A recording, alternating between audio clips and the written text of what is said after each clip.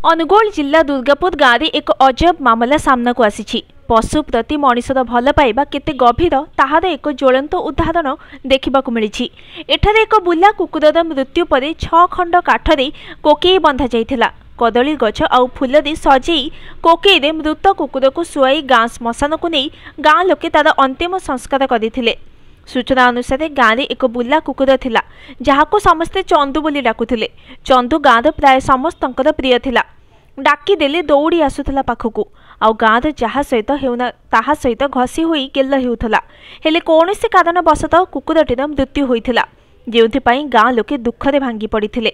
आउ शेषरे मनीष भली जथा कोकेईरे नहीं खई कोड़ी बिंची श्मशान को नहीं जाइथिले। आउ सेठारे गात खोली कुकुरर मृतदेह को पोती संस्कार करथिले।